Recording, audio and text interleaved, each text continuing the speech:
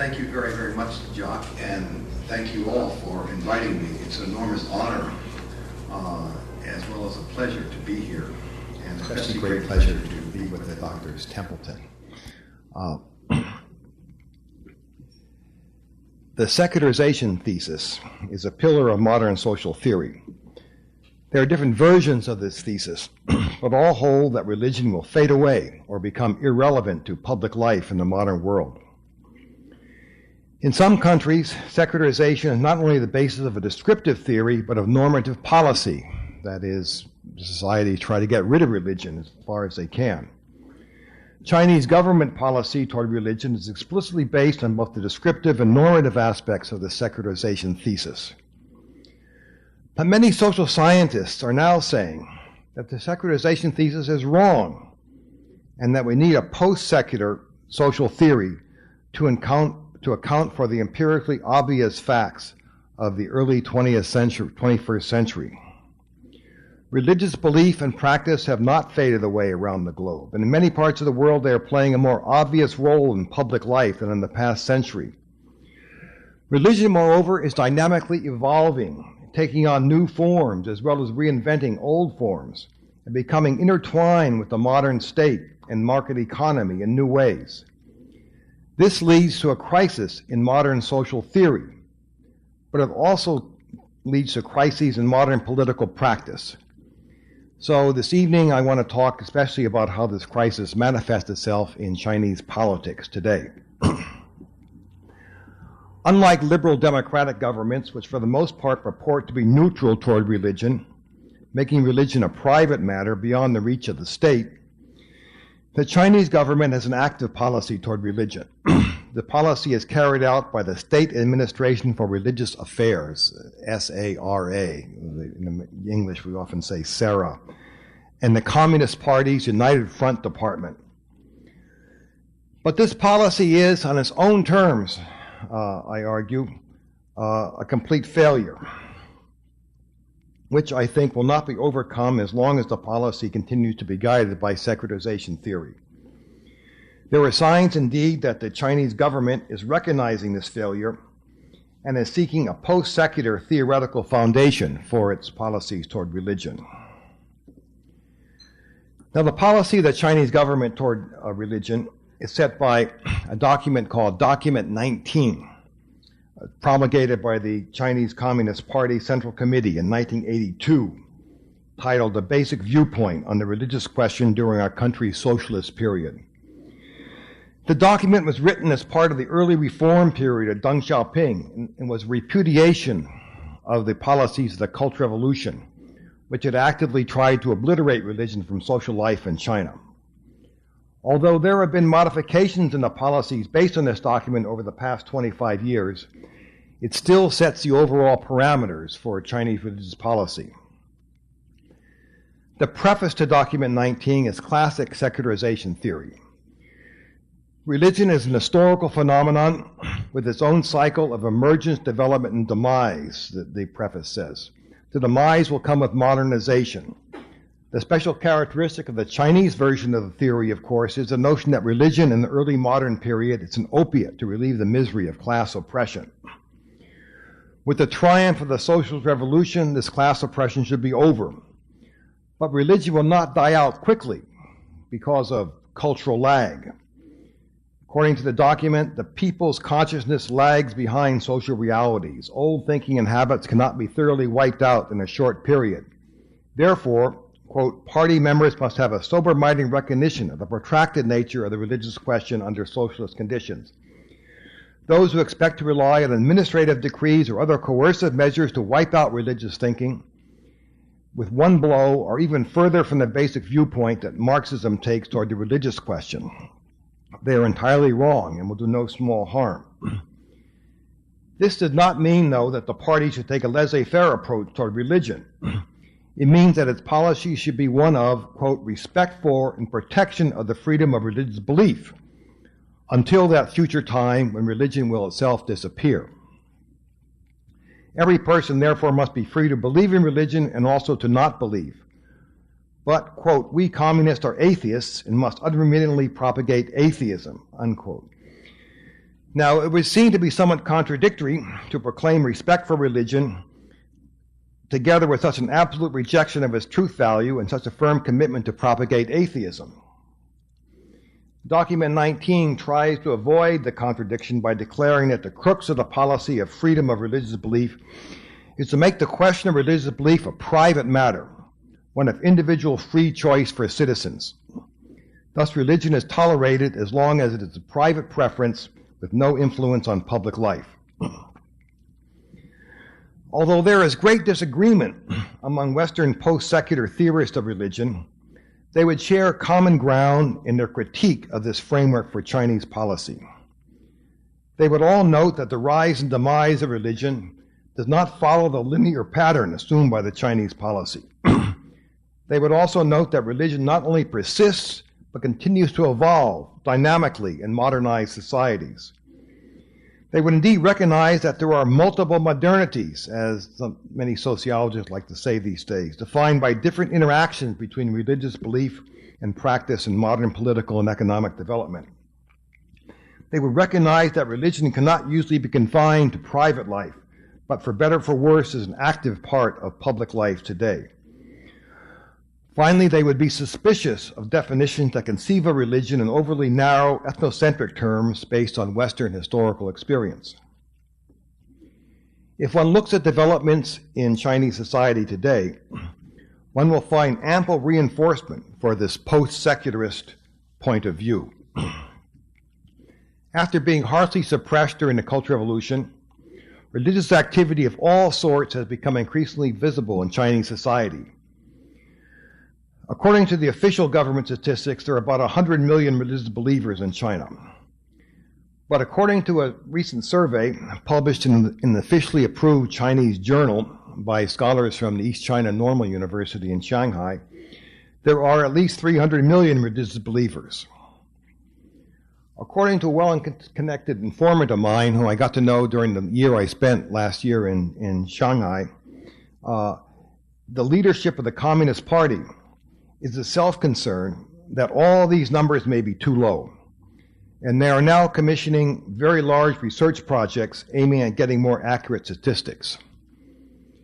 And according to Peter Ng, who is the emeritus head of the Center for Study of Chinese Religion at Chinese University of Hong Kong, as much as 95% of the Chinese people practice some form of religion, if one includes the ritual activities associated with celebrating festivals, carrying out weddings and funerals, and seeking health and good fortune amidst the challenges of life. One reason for the discrepancy in numbers, of course, is the inadequacy of the categories used by both the government and mainstream scholars in China to define religion. As we have seen in China's official policy statements, religion is defined in terms of private belief expressed through voluntary participation in congregations organized through institutions with a clearly defined leadership separated from the economy and the polity.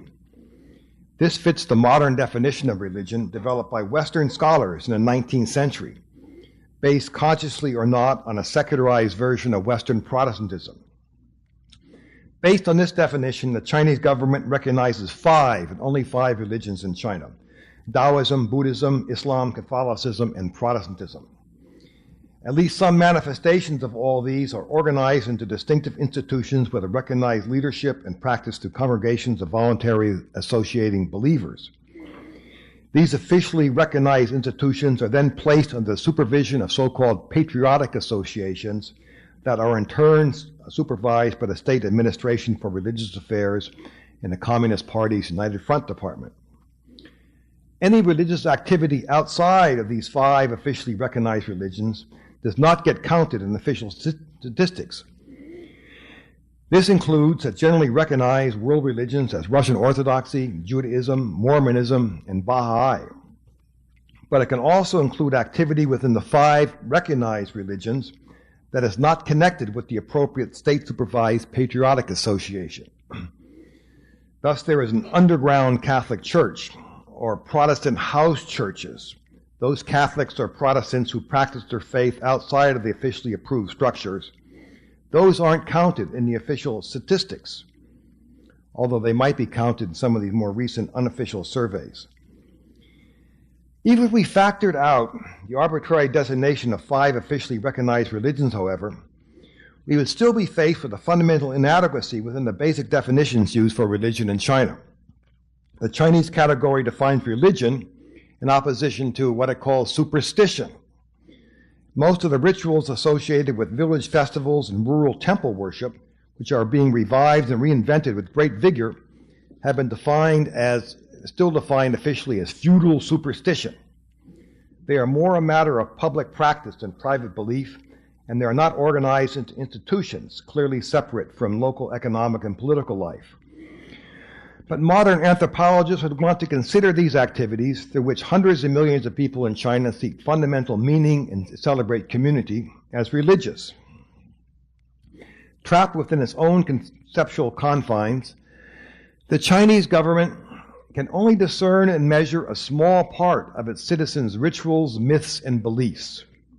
But increasingly, it is, through flickering shadows in the walls of its categorical cave, vaguely aware of a vast religious world outside. Here are some examples of the kinds of religious developments that are catching the government's attention. Officials preparing for the Shanghai World Expo next year are now realizing that they need to provide religious venues for Jews, Orthodox Christians, Mormons, and Baha'is, even though these are not on the list of recognized religions. And for Shanghai to look like a world city, they think, there should be churches, temples, and synagogues for those faiths, not only in the grounds of the expo itself, but within the city proper. To sustain a claim to being a cosmopolitan world city, Shanghai has to do more than Beijing, which only opened up temporary religious venues for unrecognized religions during the Olympics and kept them under tight surveillance. But since these faiths are not under the purview of the State Administration for Religious Affairs, which doesn't want to be burdened with overseeing new religions, there have been uncertainties about who should carry out negotiations to open up these venues. And as it stands now, the city government has been making plans and carrying out negotiations for these new religious venues on its own, although in the end it will have to get some approval from the official state organization. Another example, of which you may be more familiar with, in the 30 years since the beginning of the Reform period, there's been an explosive growth in Protestant Christianity. There were fewer than 1 million Protestants before the establishment of the People's Republic of China in 1949. Under the Maoist regime, religion was severely restricted. But since 1979, the numbers of Protestants have grown exponentially. A conservative estimate, accepted in fact by many leading scholars of religion within China, is that there are about 50 million Protestants, and some spokespersons that may be biased more in favor of the Protestants themselves say there are over 100 million. But I think at least 50 million is a pretty good number. The vast majority of this growth is outside of the three-self Protestant movement, which is the so-called patriotic association set up to govern the officially recognized Protestant churches. The most rapid growth, in fact, is among evangelical and Pentecostal Christian assemblies, with a premillennial theology which holds that the end of the world is imminent, that the faithful will be raptured into heaven, and the world will go through great tribulations until the second coming of Christ. Most such new Chinese Christians concern themselves with spiritual matters and do not attempt any political activity that might bring the world to an end. There are some sects, however, that do see their faith as a mandate to bring about radical change in this world. The Chinese government's attitude toward unregistered Protestant house churches has been one of great suspicion, and it certainly does not like to hear end-of-the-world talk. The house churches have been growing so fast, however, that the government can neither stop them nor ignore them. Thus, parts of the government have been coming to distinguish between those evangelical Protestants who take a relatively passive spiritual stance to the coming of the millennium, and the minority with the potential for political confrontation. Since the Protestants outside of the relevant patriotic association are not under the purview of the State Administration for Religious Affairs, however, other central government agencies have been entering into discussions with the house church leaders, those at least who are seen to pose no dangers to social stability and want to distance themselves from more militant religious activists. An important meeting for these leaders was held in November of last year by the China State Council Development Research Center. Meanwhile, however, other agencies of repression like the Public Security Bureau take a less conciliatory approach toward house church development, and they have been actively carrying out arrests of house church leaders during the first half of 2009. But since there are too many leaders and too many decentralized organizations for even China's security forces to arrest, the detentions seem arbitrary, with the great majority of house churches being unaffected. To turn to another topic, the government says that it grants freedom of religion to Tibetan Buddhists, but it demonizes the Dalai Lama, greatly restricts the growth of monasteries, and claims the right to determine the reincarnation of any future lamas. It claims that it does so because the Dalai Lama is a political figure rather than a religious leader, that monasteries are as much political organizations as religious ones, and the government has a responsibility for determining leadership among all sectors of society. It claims that it is suppressing ethnic separatism rather than religious belief. But it is almost impossible for it to distinguish the two, and its attempts to distinguish them have only deepened Tibetan religious zeal as a component of Tibetan nationalism. Finally, millions of local temples, literally millions, have been reconstructed in rural areas. The pace of this reconstruction indeed seems to have been accelerating over the past decade. The construction of these temples and celebration of their associated liturgies is by no means simply a return to ancient tradition. Traditional rituals, myths, and practices are being enacted with modern technology, such as video cameras and websites, and reconfigured to fit the sensibilities of villagers who are no longer farmers, but factory workers, entrepreneurs, and even professionals. None of this activity is under the purview of the State Office for Religious Affairs, and its regulation often depends on ad hoc arrangements by local officials. Different provinces follow inconsistent policies in handling the growth of folk religion. These examples could be multiplied. What they show is that many different forms of religion in China are not only reviving, but rapidly growing and evolving and intertwining in new ways with the modern economy and state. The theoretical categories that the Chinese government's policy uses to define religion and determine the difference between religion and superstition are unable to comprehend these changes. The secularist assumptions behind the government's religious policy that religion will gradually and inevitably, if not as quickly as once believed, fade away are untenable. As a result, the policy itself, which aims to constrain the growth of religion, to confine it to the private sphere, and to keep it from affecting politics and ethnic relations, has utterly failed, even on its own terms. Despite all efforts to control its growth, religion has grown rapidly and overwhelmed China's systems for surveillance and control. Clumsy methods of suppressing unwanted forms of religion have actually intensified religiously inspired conflict with the state. The attempt to disconnect religion from ethnic conflict has only added religious zeal to ethnic struggle. The failure is obvious enough that the leadership of the Communist Party has begun to recognize it and is searching for a new approach to religious policy. The first response to a breakdown of the old politics has been to tolerate different experimental ad hoc responses to local religious developments, while officially maintaining the framework of Document 19 that I talked about at the beginning of this lecture. But in the absence of any theoretical framework to guide it, the new policy is an incoherent melange of disparate local policies. Document 19 envisions a careful management of 5 official religions by an official religious affairs bureau, until which time these religions slowly but inevitably fade away. But Chinese society now is a blooming, buzzing confusion of religion that extends far beyond the imagination in Document 19 and beyond the scope of the organizations that Document 19 mandates to manage religion. As a result, many government agencies that were never mandated to deal with religion have now staked out new positions in the religious field. And there are many, many examples. One I can take from my recent field work myself in China is the growth of this folk religion. For example, we did some research in Handan area in Hebei province in northern China. And there is the site that was once the site of the kingdom of Zhao during the Warring States period of about 300 BC.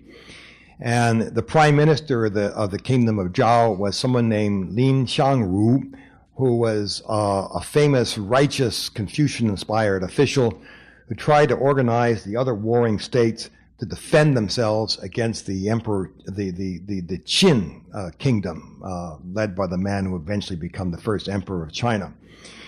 It basically failed. It was a lost cause. But every textbook in elementary school mentions Lin Xiangru as a righteous person who did the right thing, even though he lost out to the brutal Emperor Qin.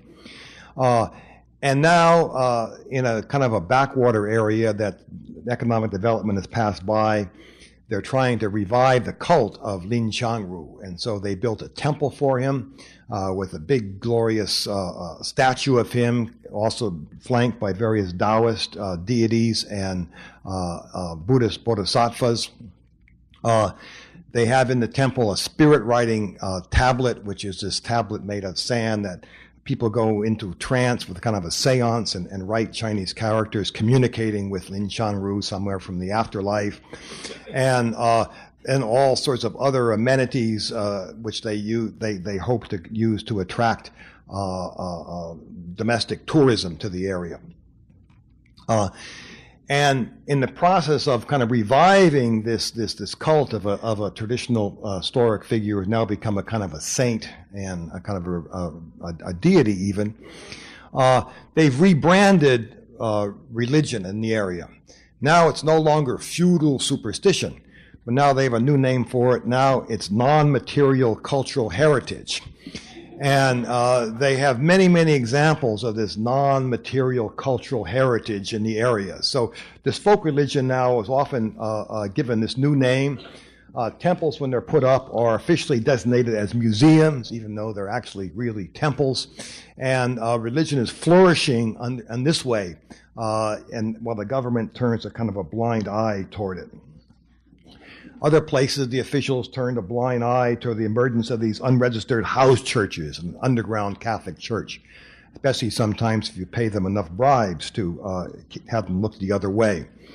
In other places, like the city of Wenzhou, which is a very, very commercially developed city, there are these so-called boss Christians, Christians who are part of this underground, who are non-registered house churches, but who set up these big, beautiful churches in plain sight. But they do so not through the State Administration for Religious Affairs or the Patriotic Association, but through direct negotiations with local officials as part of a total investment package.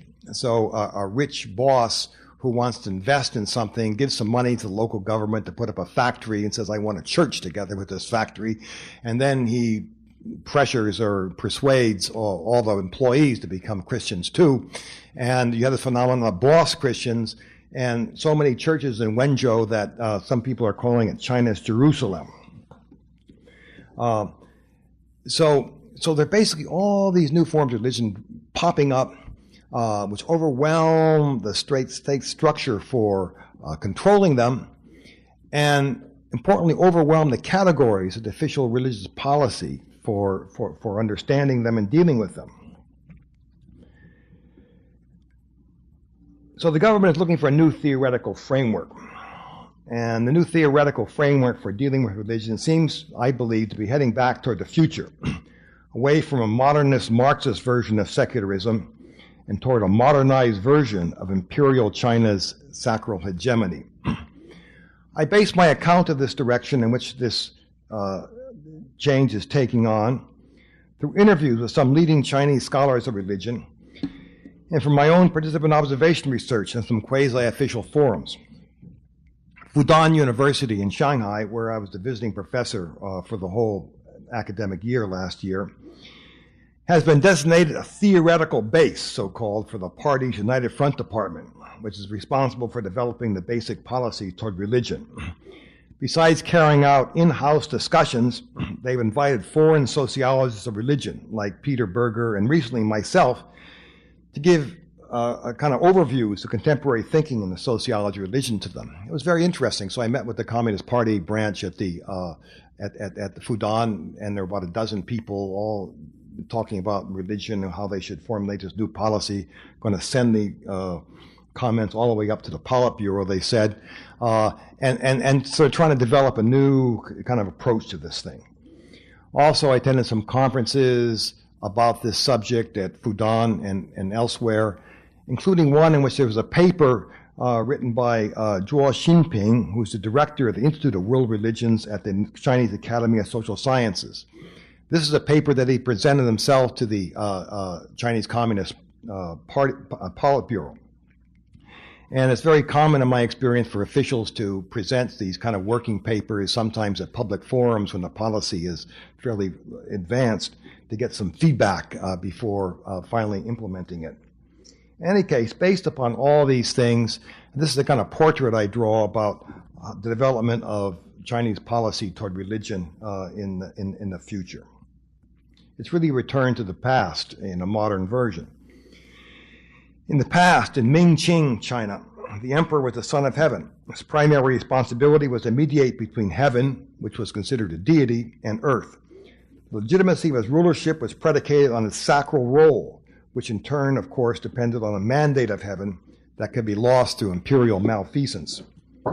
The emperor fulfilled his role by carrying out important rituals to heaven in the capital and elsewhere to secure the blessings of heaven on his subjects. The emperor combined the Western roles of king and pope. As part of his role, the emperor distinguished between true teaching and deviant teaching. And since teaching was closely associated with ritual and myth, this was a distinction between orthodoxy and heterodoxy, or orthopraxis and heteropraxis. Although the elites who were the chief advisors to the emperor were schooled in a Confucian tradition that was skeptical about most forms of popular religious practice, the emperors did not usually try to suppress, and indeed they even encouraged village cults, which usually drew on a hybrid mix of Taoist, Buddhist, and Confucian traditions. Such rituals and myths were orthodox true teachings as they solidified the proper hierarchical relations within families, helped to build strong communities rooted in local agriculture, and thus bolstered social stability under imperial rule. As for large-scale Buddhist and Taoist monasteries, the emperors held them in place through imperial patronage, which helped such institutions to thrive while ensuring that the leaders were loyal to the emperor. However, sectarian organizations that gathered people together from many different communities, which contravened gender distinctions by allowing men and women to worship together as equals, or preached an imminent end to the present era, and sometimes became the organizational basis for rebellion, such organizations might be labeled heterodox and persecuted strongly. Now, in 2008, Xi Jinping, the Communist Party leader who's the presumptive successor to the current General Secretary Hu Jintao, declared that the party was now a ruling party rather than a revolutionary party. The party will now justify itself by promoting economic development and defending its territorial integrity and promoting its rich national cultural heritage. The current regime's main slogan is about producing a harmonious society, which notion, of course, with Confucian echoes. This is said above all to depend on social stability. In religious affairs, at least, this approach seems to be more indebted to the great Ming and Qing emperors than to Mao Zedong. In the end, the policies that they're practicing, or they seem to be pushing now or developing now, are similar to those that the emperors carried out. Under this kind of direction, the state tolerates a wide range of religious practices, now under the rubric of respect for cultural pluralism. There is, in effect, much greater toleration of some forms of religion than during the Mao era, and for that matter, during the first 2 decades of the Reform era. In line with official government pronouncements, scholars like Zhuo Xinping insist that the cornerstone of religious policy is the constitutional guarantee of religious freedom. But this is a different kind of freedom from that of the Western liberal tradition. In some ways, as Zhuo Xinping and many other Chinese scholars like to note, the Chinese policy of religious freedom gives more support to religion than countries like the United States, who insist on a strict liberal separation between church and state. Under that liberal principle of separation, the government is forbidden from giving any direct economic support to churches. But in China, The government actually pays to build churches and pays the salaries of religious functionaries as long as they belong to the officially accepted patriotic associations. This government patronage is indeed in line with the imperial state's patronage of temples.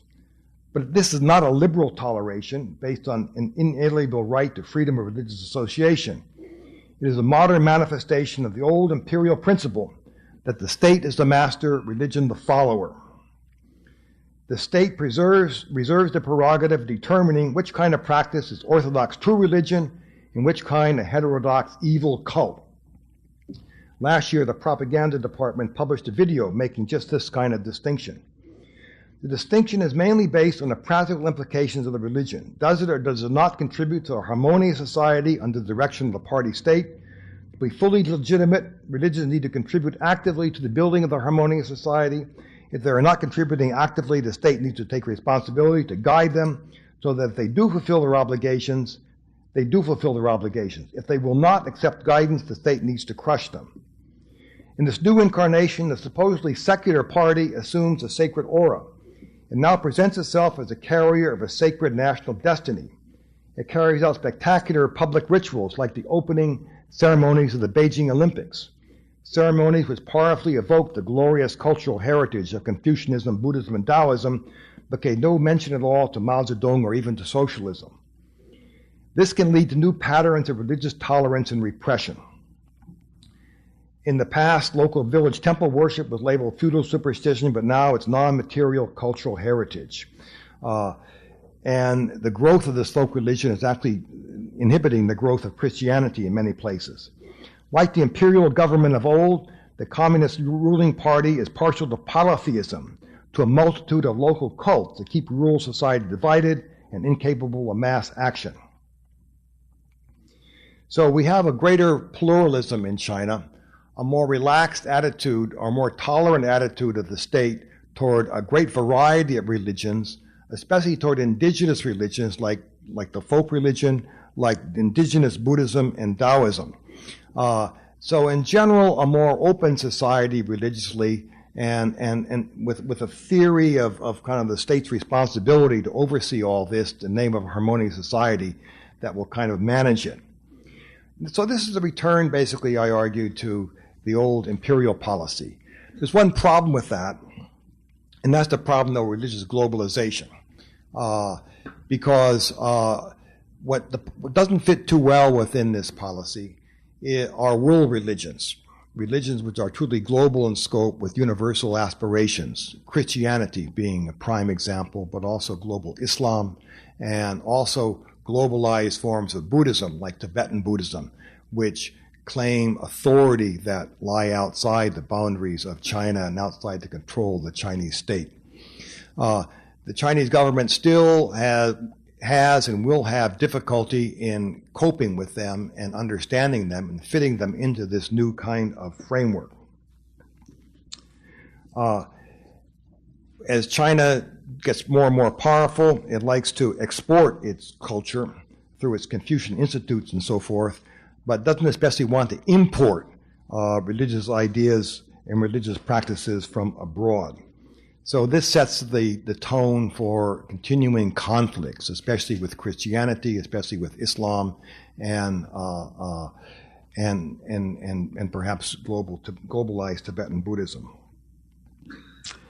The government seems to hope that its policy, modeled after the sacral hegemony of rulership in the imperial age, will be able, though, to set the terms of its relationship with religion within this area.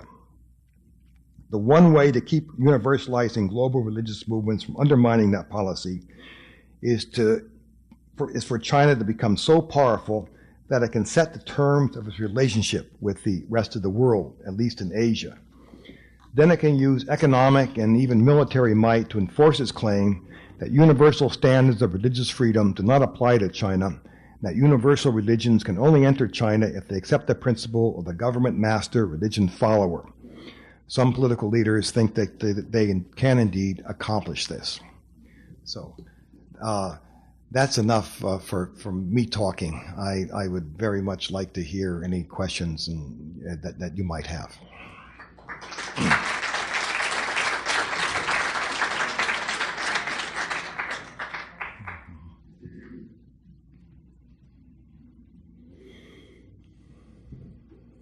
If you have questions, please approach the microphone so we can capture this. Questions with a capital Q. My question has to do with the period of the 1950s. Mao Zedong had been in supreme control in the early 50s, and yet he was accountable in many ways to Stalin.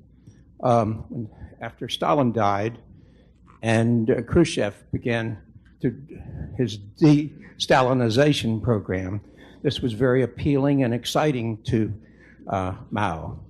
I wonder how his views changed about religion at that point and religion in China. It's been said that he embarked on a delusional, destructive process that culminated in the Great Leap Forward in 1959. But what changes occurred regarding religion in the 50s, the late 50s, after this? Yeah, basically, in the early 50s, following at least a version of the Stalinist model, there was an attempt to control religion by putting the leaders into these so-called patriotic associations and getting rid of those who did not. There was also a big move, though, to get rid of the so-called folk religion, the feudal superstition, to modernize China.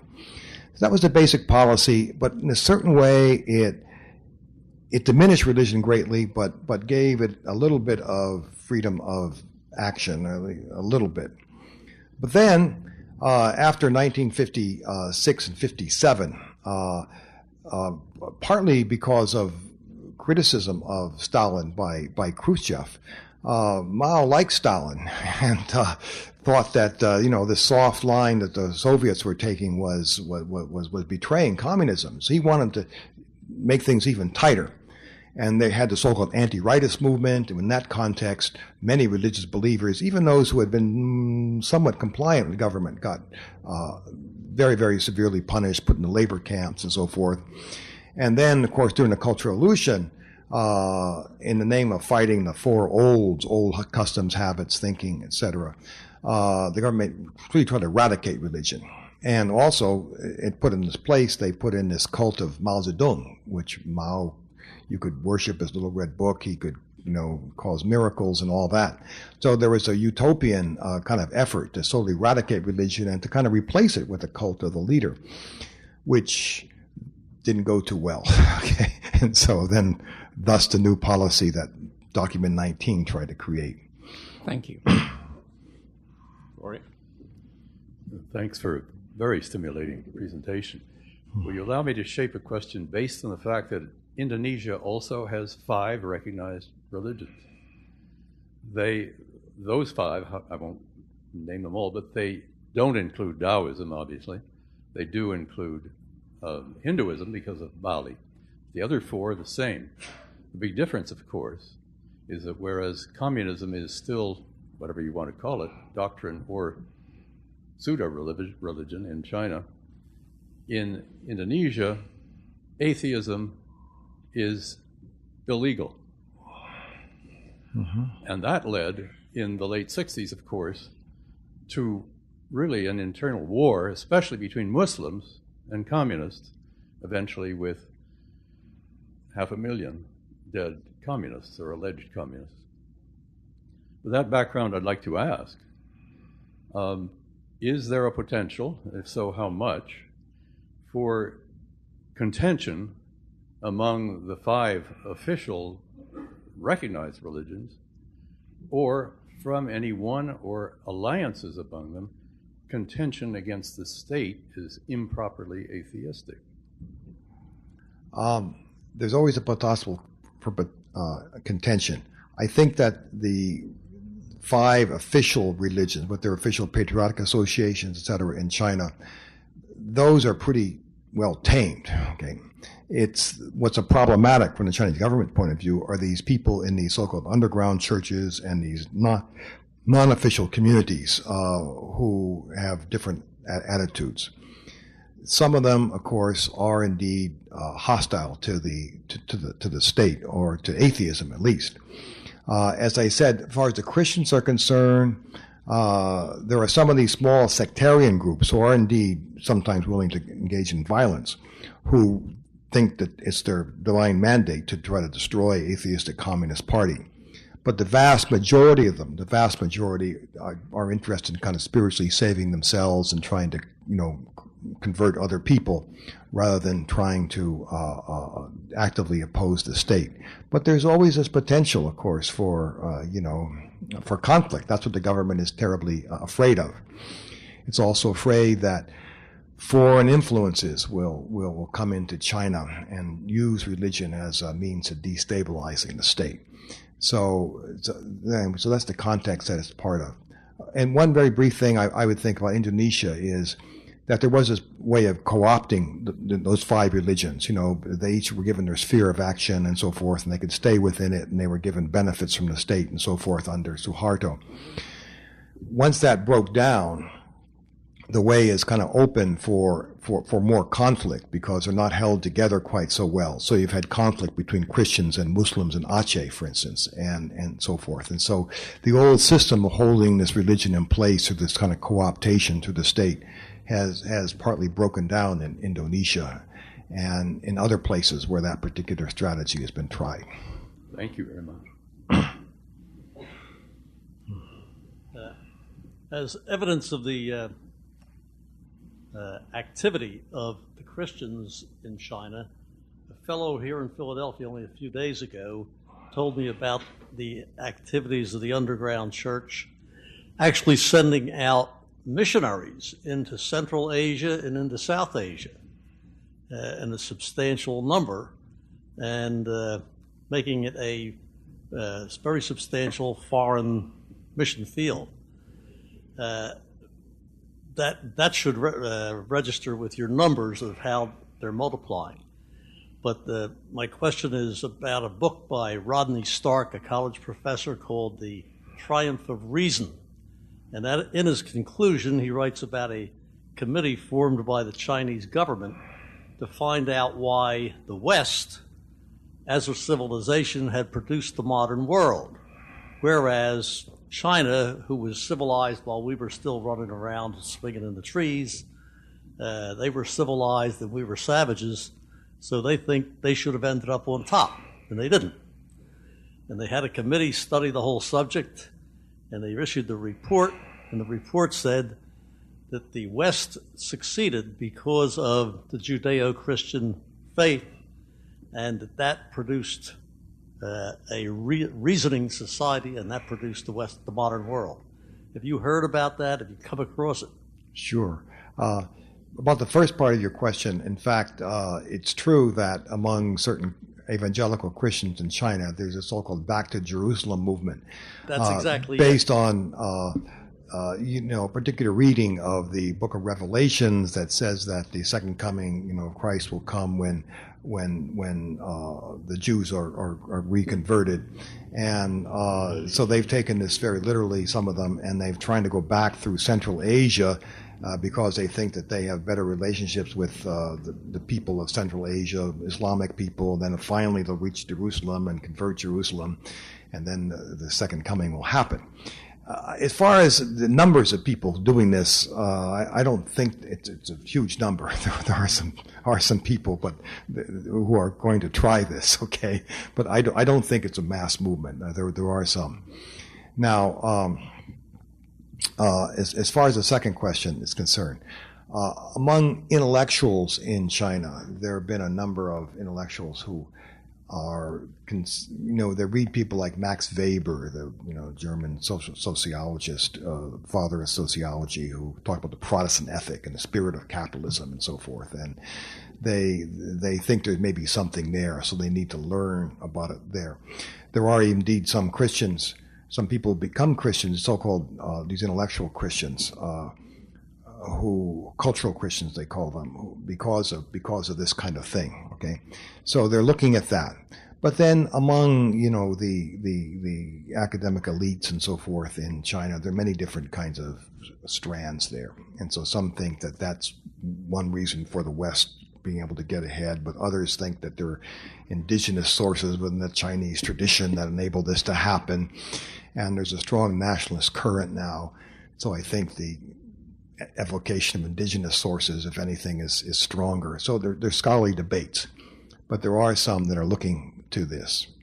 One very interesting thing about the intellectual Christians, by the way, I just mentioned very, very briefly, is that among some of these people in China who are actually doing very brave things, indeed even heroic things, pushing for human rights, there are these so-called these rights lawyers, Wei Chan, these people who are sometimes going to prison and so forth because of, very boldly pushing the envelope on human rights issues in China. A disproportionate number of those are actually Christians, even though Christians themselves constitute only, a couple percent of the population at best. Maybe as many as 50% of these rights lawyers are actually Christians. And there are various, there's a Christian journal called The Ark in Beijing for, it comes out of one of these so-called house churches, through which a lot of them have published some of their initial ideas about the need for open democracy, rights, etc., based at least in part on their understanding of Christian tradition. That's an interesting phenomenon which I don't have, frankly, a good explanation for why this is, but it's a fact, and a very interesting and important fact. I was going to ask you actually the Wei Chen question, so I'll ask a small piece of it, which is how much does that phenomenon, the prominence of Gao Zhisheng and other Christians in the movement, how much does that register on the radar screen of the religious question, the religious issue for the regime? And if I can ask another question, you had in your sort of matrix here, as it were, unthreatening institutionalized religions, underground versions of them, such as house churches, and not terribly threatening folk religions. Well, the sort of empty box there are the more millenarian, potentially threatening. Are they religions? Are they not? Falun Gong being the most extreme example. Where do you see that fitting into this scheme? The regime, of course, described it as the biggest threat it had faced since Tiananmen. There's a debate, as you know, about whether it's religion. So if you would comment as well on that. And then finally, if I may, one question on the human rights discourse that you talked about. One of the things I hear in China on this is an attempt to figure out where U.S. policy is going on this. Given Secretary Clinton's visit, which downplayed the human rights issue, and given a pre-Obama inauguration expectation among many in China that the religious element in U.S. human rights policy would come down and other traditional civil liberties ones would come more to the fore. Okay. Well, let's see. So why don't you take the Falun Gong? I'll start the Falun Gong. I was going to talk a little bit about the Falun Gong, but there wasn't enough time. But there are all these forms of religion, and I think you could call the Falun Gong a religion. There'd be debate about it, of course, that have cropped up that haven't made much sense to Western eyes, but have become a part of the Chinese landscape. The Chinese government defines these as this heterodox teaching, which term they translate in English as evil cult, which really linguistically is probably not the right translation, but evil cult sounds good because we don't like cults here either, and so therefore justifies what they're doing. And so this is part of the government's claiming the right to make these distinctions. They can tell the difference between religion and evil cult. In the Western tradition, in our liberal tradition, supposedly, the state is out of the business to determine what's a true and false religion, right? As long as a community is not harming someone else, they can believe whatever they want. President Obama or someone doesn't say that, a certain version of Christianity is a good religion and this one is a non-religion. The state is secular; can't make that. But the Chinese state claims this kind of sacral privilege, like the emperors did. So they can tell the difference between a true religion and a false religion. And they know the Falun Gong is an evil cult. And whether they made that determination right, their approach to it, I think, has been counterproductive. That's how they do it. And incidentally, they set up this thing that at least the Falun Gong claims, and I think, I believe actually, they set up an independent kind of office to control both the Falun Gong and now other religions. There's a 610 office, which is gets its name from June 10th, 1999, set up especially to attack the Falun Gong. It has, branches all the way down to the grassroots. It carries out functions that would be both, judicial and law enforcement and investigatory and so forth. It doesn't go through the normal court system. It can arrest people, detain them, and do all sorts of terrible things to them without even semblance of a rule of law. And it's accountable directly to the top echelons of the party. And I've heard at least they've re-expanded their mandate now to include other things, including dissidents, and they've called it now the Harmonious Society Protection Agency or something like that. But I think they got this from the Spanish. well, the Germans did the same thing during the thing, right? So it doesn't look too good. But so they've used some of this religious unrest as a pretext for kind of expanding the reach of the state in some ways that go outside even, minimal notions of rule of law. And this is all based on kind of, imperial prerogative of knowing what's religion and what's not and doing whatever it takes to get rid of the stuff that's not. Okay, so the second was about, U.S.-China relations and what they think. They're concerned about it. I also gave some talks in Fudan at the Center for American Studies about the religious factor in U.S. foreign policy. And I think what I said, what they agree with, I didn't really need to change anyone's mind. What they agree with is that the religious issue, religious freedom, is a kind of an issue in American foreign policy that normally doesn't trump economic and geopolitical kinds of issues. And sometimes on the margins, when there's a very small tipping point, it can make a difference. But normally it doesn't, even though there's various kind of lip service. They saw the Bush policy in that light. They don't know what the Obama policy exactly is going to be. But in a strange way, this use of religion and religious freedom becomes a very important part of American public discourse. So now, for example, there's this issue about Obama did not meet with the Dalai Lama a couple of weeks ago when he went to Washington, D.C. And so this is seen in the American press as, a notion that Obama is willing to cave in on basic issues of human rights, religious freedom, and so forth in exchange for China's cooperation on economic and maybe other political things. And it becomes a kind of more of an object in the American press than even in China. And it takes on a life of its own. On that particular issue, what I heard from some people when I was there in China connected with the American government is that Obama, what he has done is he sent his aide, Valerie Jarrett, to Dharamsala to meet with the Dalai Lama, a few months ago to work this out. And the basic strategy they're going to try at the moment, it may not work at all, of course, is that he's going to meet with the Dalai Lama after he goes to China. He's going to China in the middle of next month. And he's going to ask Hu Jintao, the Chinese president, what he can do to help facilitate some sort of, better relations with Tibet, Dalai Lama, and so forth, and offer to convey this to the Dalai Lama when Obama sees him at the end of November. So Obama seems to have this policy of wanting to try something that could actually have a good effect, although the odds of it, I don't know what the odds are. If he had just met with the Dalai Lama, 2 weeks ago, it would have made China howl with anger and so forth, and maybe made people here feel good, but it would have had no practical effect whatsoever on, the relationship between China and Tibet. So he wants to try something pragmatically that maybe could actually improve the situation. Whether or not, who knows. But then it gets played here as an issue of caving in on human rights and so forth. So it shows you how the religious discourse here has a logic and a dynamic of its own. Okay, time for one. You have the last word, madam. Thank you.